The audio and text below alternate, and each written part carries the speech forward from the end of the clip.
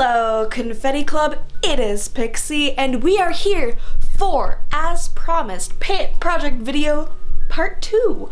I am here not at school, but in my home, work, studio, sewing room, space, and I have to confess to you that I am a little bit behind in this project. So it is Sunday, February 16th, and the project is due on Wednesday. I have all of my pant pieces cut and serged and also pinned together at the princess seams except for one pair of pieces that I'm going to pin for you because it's kind of interesting because you are pinning together two opposing curves. But I'm going to be doing as much work on this as I can today. Last week I got most of this prepared. Here is my pocket pieces, kind of sort of ready to be put together.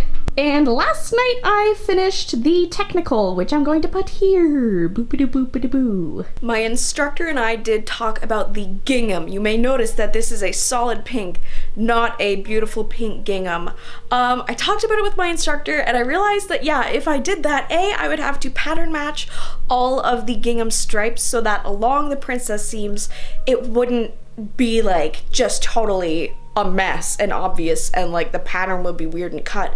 But then if I matched that perfectly, you wouldn't be able to see the princess seam, and like doing the princess seam is a style line that I'm doing intentionally that takes effort to make it look good. So like, why would I try to make it disappear though? And then I thought about doing piping, and I talked to my friend Amy in the year above me and she's like, I'm doing piping, and like, girl.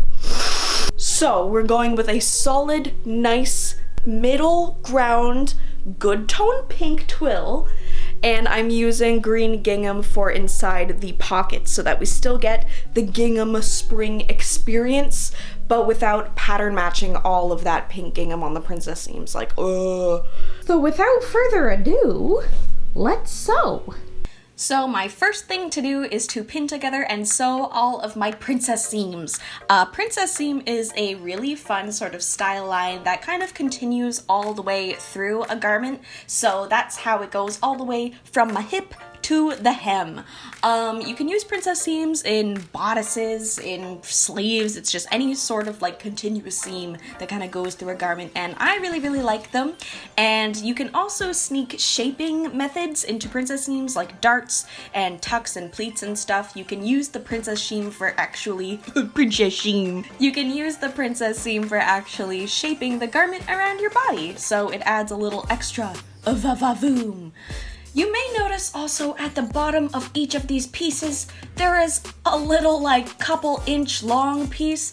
That's because I was working from, all this pink twill is like a remnant, and I only had chunks and bits of it, and I was kind of trying to be like conscious of my fabric and not wasting anything.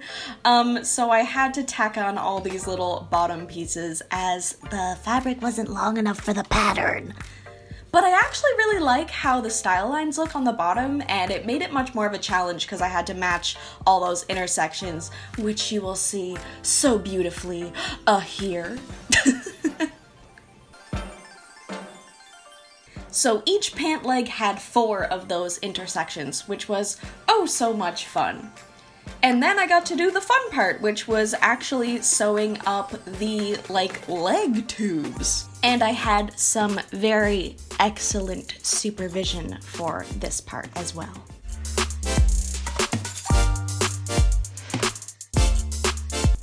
After doing the whole actual basic like garment structure of the pant, it is time for pockets and fly zippers and all of that fun stuff. This project did have a couple of requirements. We had to have a jean pocket, which is what I'm working on now, as well as a patch pocket, and I decided to actually put my patch pocket inside of my jean pocket just for a fun little style design peekaboo of the flower. So here I'm preparing a back facing for my back pocket bag pieces.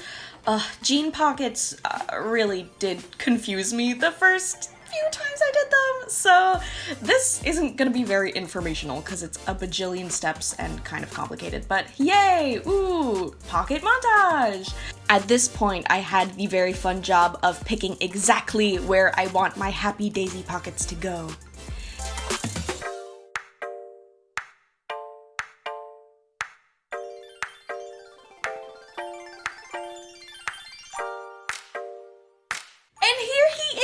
my back pocket situation. Look, you got a cheeky little bag for your coins or your condoms. And then I just pinned the front part of the pocket bag to the actual pant so that, clip that curve, and flip it around and top stitch. Again, a lot of steps, but just super fun, and actually I'm really happy with how they turned out. There was actually an option to do a side seam pocket. I lied, but I think it was side seam or jean. There's also a type of pocket called a welt pocket, but I'm just really not gonna get into that right now.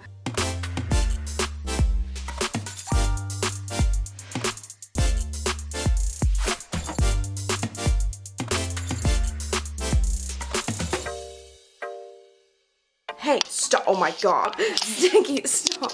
With the jean pockets installed, we can actually finally sew up our side seams. I lied before. In other steps, if you didn't have a pocket there, you could sew up the side seam first, but since the pocket actually goes into the side seam, you have to do that beforehand.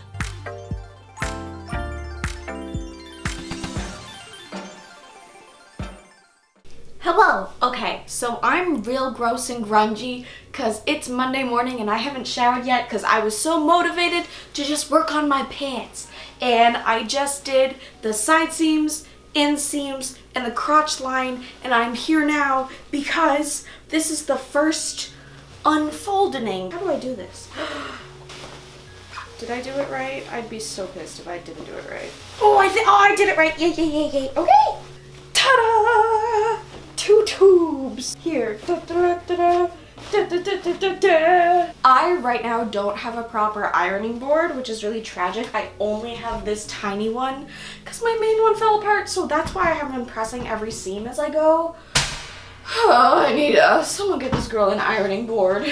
At least something is happening. Something is happening here. I see what's happening, yeah. Progress is being made.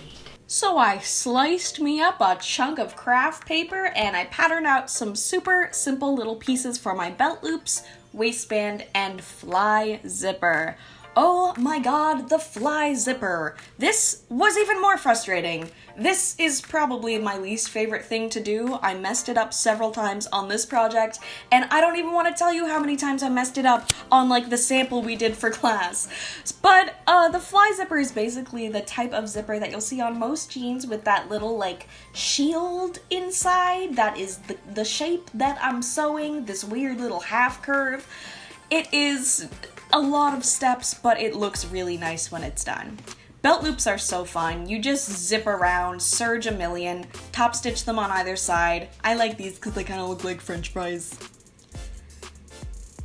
With all our bits and bobs done, I'm going to baste the center front with just a hand-stitched baste, and then I stitched over it with the machine and secured the fly facing to the center front.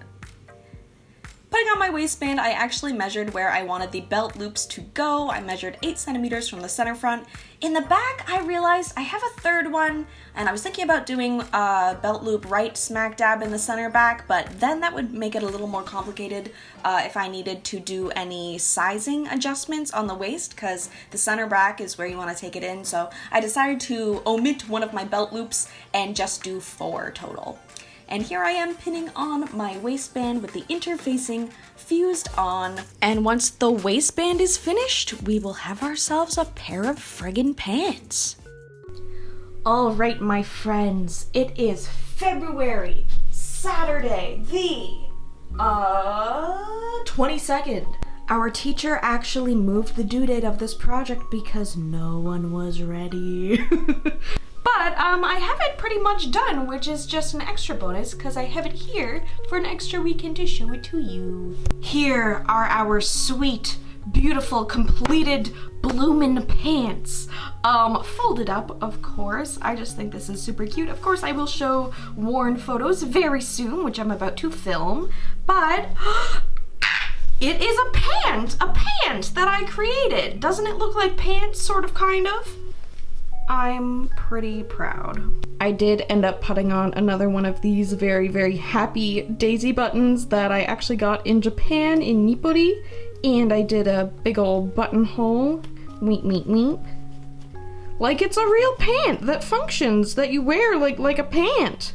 Okay, I unfolded them because I want to show you the fly zipper. Fly zippers are kind of the bane of my existence. It is the main thing I have cried over in class, in front of others. Sorry, guys. But when it's done, it's just so satisfying. It's like, oh, hello, little peekaboo. You go to undo your fly. No mistakes here. Just a little green gingham, yellow number, pink twill, daisy extravaganza. No big deal. I'm happy. I didn't end up having time to do the bias on the sides. I guess since she moved the due date, I could. But yeah, you can see here on the technical, I had like my beautiful vision, and I still want to do this so that it's like extra fun, and I want to put the daisies here like I had in my original sketch that I showed in the last video, but time crunches, and oh my god, these pockets were way harder than I thought they were going to be, and they ate up quite a bit of my time.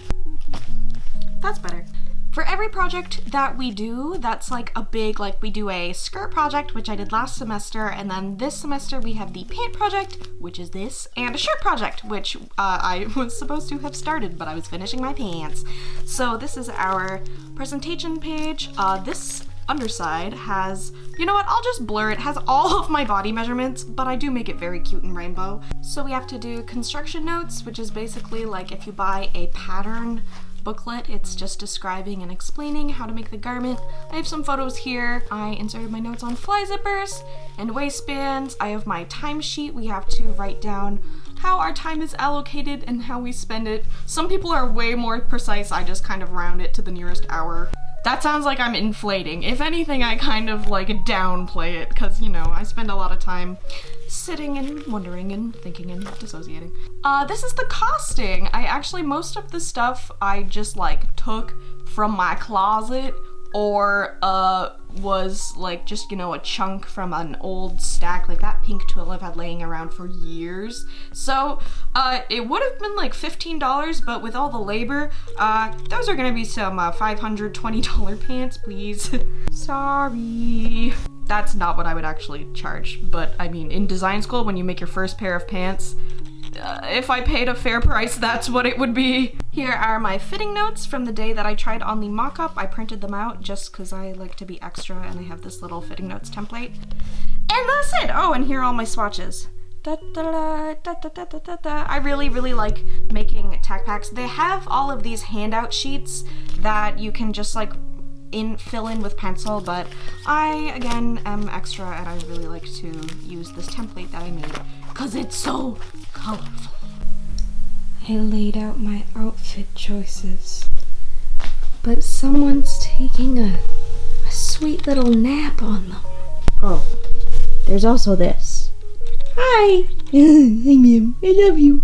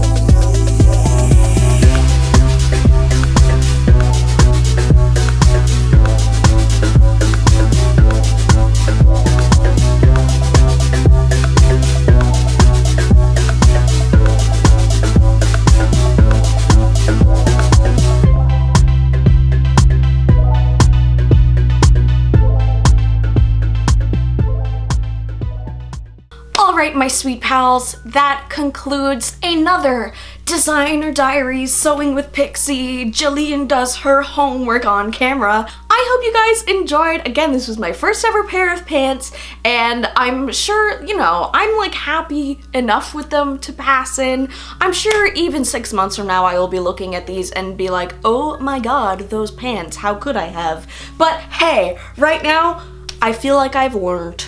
This video's feature confetti club member is Sailor Star Candy on Instagram, who actually did some cheeky art of these pants based on what I said I was going to be doing in the first video.